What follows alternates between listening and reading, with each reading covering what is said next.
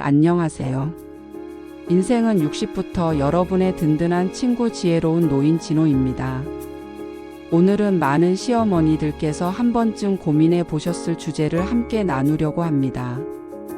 바로 쿨한 시어머니가 되는 법, 그리고 며느리와의 관계에서 작은 실천으로도 큰 변화를 만드는 지혜입니다.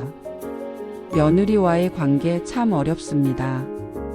가까이 다가가면 상처 줄까 조심스럽고 거리를 두면 또 서운하고. 하지만 우리 시어머니들께서 조금만 마음을 내려놓고 지혜롭게 다가가신다면 며느리와 훨씬 따뜻하고 편안한 관계를 만들 수 있습니다. 오늘은 이렇게 하면 좋은 점, 그리고 이런 말과 행동은 삼가면 좋은 점을 실제 사례와 함께 나누겠습니다. 여러분 마음속 고민에 작은 해답이 되길 바라며 지금부터 저와 함께 마음의 문을 살짝 열어보세요. 먼저 적당한 거리를 지키는 마음을 가지세요. 가까이 있으면 사랑받을 거라 생각하시지만 며느리 부부에게는 그들만의 공간과 시간이 필요합니다. 한 시어머니께서 이런 이야기를 하신 적이 있습니다. 손주를 봐주러 아들 내 집에 거의 살다시피 했어요.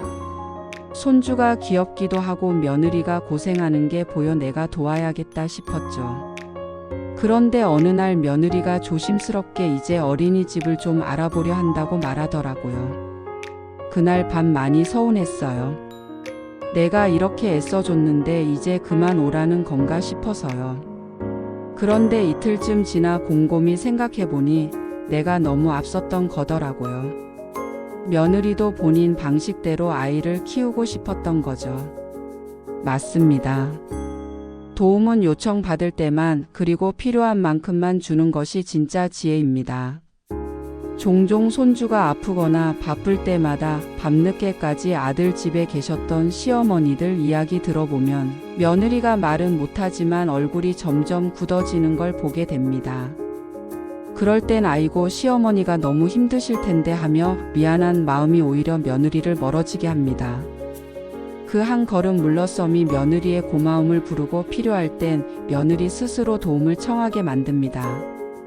그리고 칭찬과 고마움을 자주 표현해 주세요. 입맛에 맞지 않는 반찬을 가져와도 고맙다. 이렇게 손 많이 가는 걸 챙겨줘서 마음이 기쁘다 한마디면 됩니다. 서울의 한 시어머니는 명절에 며느리가 빚어온 송편 모양이 고르지 않아 처음엔 속상했지만 어디서 사온 줄 알았네, 정성 가득해서 너무 예쁘다 하고 웃으며 말했답니다. 그날 이후 며느리는 명절 준비를 더 적극적으로 돕고 시댁 모임에도 더 편한 마음으로 오게 되었습니다. 요즘은 주부도 요리를 꼭 잘할 필요 없는 세상입니다. 손가락 하나 까딱하면 슈퍼마켓이 집 앞까지 오고 반조리 식품도 많습니다. 그런 시대에 정성을 담아 명절 음식을 준비하는 며느리라면 정말 모시고 살만한 며느리라는 걸 기억해 주세요. 그리고 아들은 내 아들이 아니라 한 사람의 남편입니다. 아들 생일에 며느리가 바빠 참석하지 못했을 때 그럴 수도 있지 하고 웃으며 넘긴 시어머니 이야기 많이 들어보셨을 겁니다. 그 한마디에 며느리는 마음을 열고 더 편하게 연락하게 됩니다. 나는 딸이 없어서 딸 같은 며느리가 좋더라. 이런 말은 시작부터 며느리에게 큰 부담을 줍니다. 딸처럼 해주길 기대하나 보다 싶어 며느리는 오히려 마음을 닫게 됩니다. 또 내가 며느리 때는 안 그랬는데라는 생각 이제는 내려놓아 주세요. 그 시절과 지금은 살림살이도 사람 사는 방식도 많이 다릅니다. 예전에는 시댁일을 돕고 손님을 접대하는 게 며느리의 당연한 도리였을지 몰라도 지금은 맞벌이가 흔하고 부부 중심의 삶을 중시하는 시대입니다. 그 변화를 인정하고 서운함을 잠시 접어두는 것, 그것이 진짜 멋진 시어머니의 모습입니다. 반대로 이런 말과 행동은 삼가주세요. 나는 너희를 위해서 그런 거다. 이 말은 시어머니 입장에선 사랑과 희생의 표현일 수 있습니다. 하지만 며느리에겐 은근한 부담과 죄책감으로 다가옵니다. 내가 이렇게까지 했는데 넌 잘해야지라는 뜻처럼 들릴 수 있죠. 대신 나도 너희 덕에 배우는 게 많다 한마디, 그게 며느리 마음을 열고 시어머니를 더 편안하게 생각하게 만듭니다. 또 비교하는 말은 하지 마세요. 요즘 며느리들은 다들 맞벌이 하면서 살림도 잘하고 애도 잘 키우더라 이런 말을 툭 하면 며느리는 아, 나 들으라고 하는 소리구나. 내가 못마땅하신 거구나 싶어 점점 거리를 두게 됩니다. 비교는 칭찬이 아니라 상처입니다. 즉흥적인 방문과 연락은 자제하세요. 미리 약속 없이 집에 들이닥치거나 밤늦게 전화를 하면 며느리는 작은 일이 아니라 큰 스트레스를 받습니다. 내가 사준 집이고 내 아들 집인데 내가 왜 못 가? 이런 생각은 이제 제발 버리세요. 요즘 세상에 이런 말을 하면 조선시대 사람 소리 듣기 딱 좋습니다. 지금은 그 집이 누구 돈으로 샀든 그 부부의 삶의 공간입니다.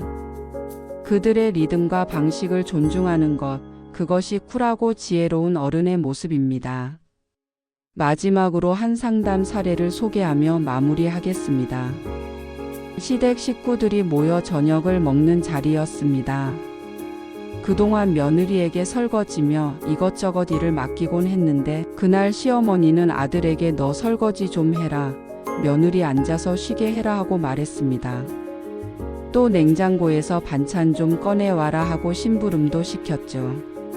아들이 내가 이 집에 살지도 않는데 뭘 알아요? 하자.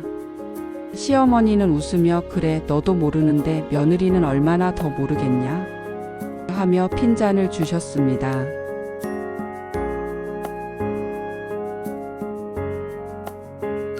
그날 이후 며느리는 시댁 모임에 더 편안한 마음으로 오게 되었다고 합니다.